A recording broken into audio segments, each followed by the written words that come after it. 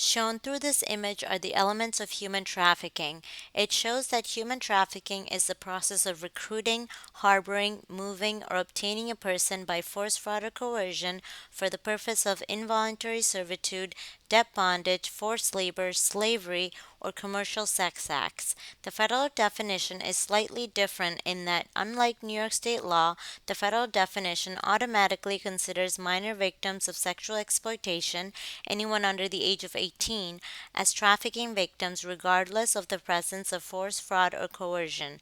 This definition applies to all trafficked persons, such as U.S. born citizens, foreign born citizens, immigrants, and undocumented persons. Please take a moment to read this information.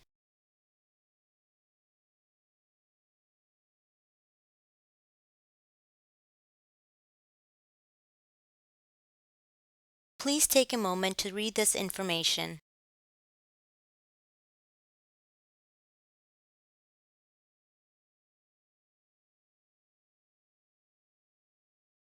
New York State is the first state in the country to pass a safe harbor law.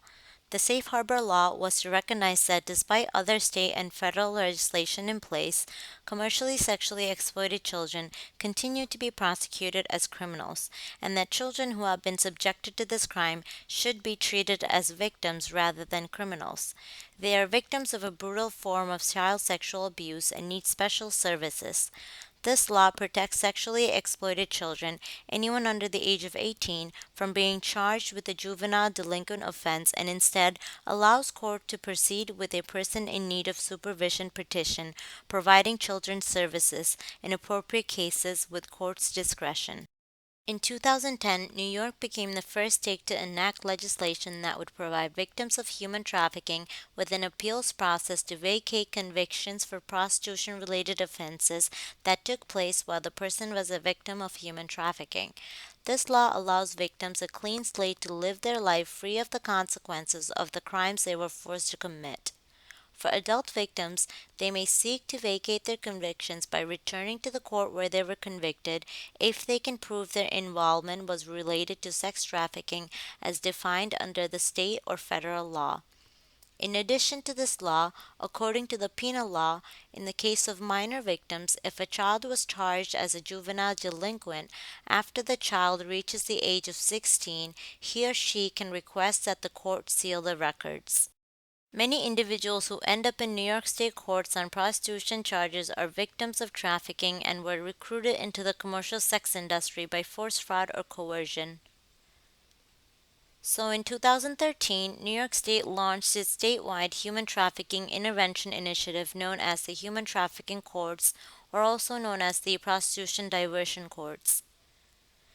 This initiative targets cases involving individuals charged with prostitution related offenses in an effort to identify and assist any potential sex trafficking victims, as well as to break the cycle of exploitation and arrest.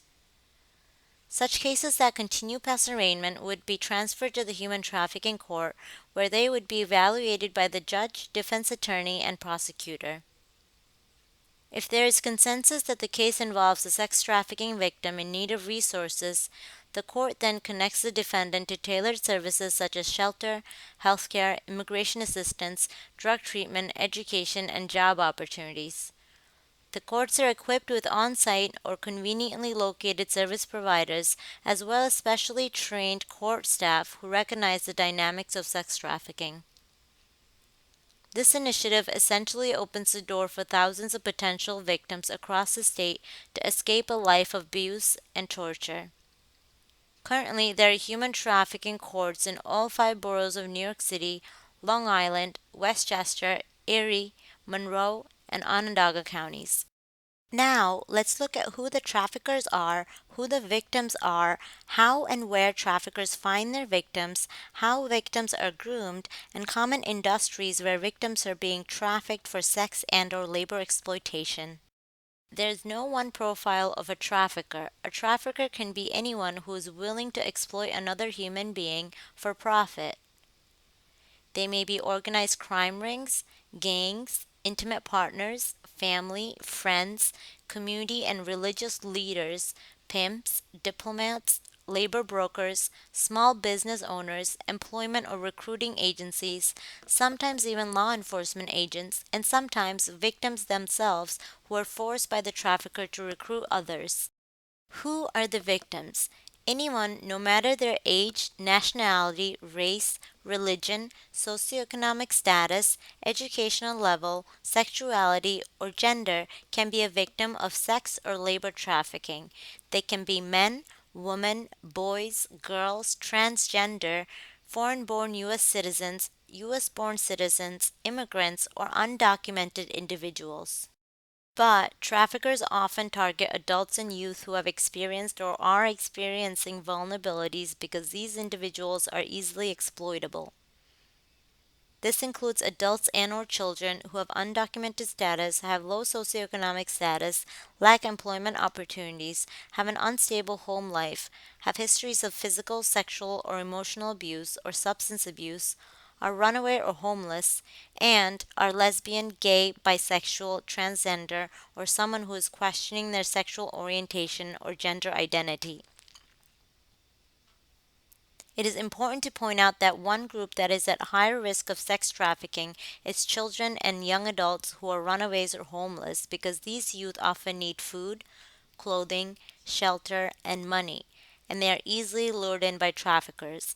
Also at higher risk are youth within the foster care system, juvenile justice system, congregate care, and shelters because these youth also experience extreme vulnerabilities and are easily lured in by traffickers.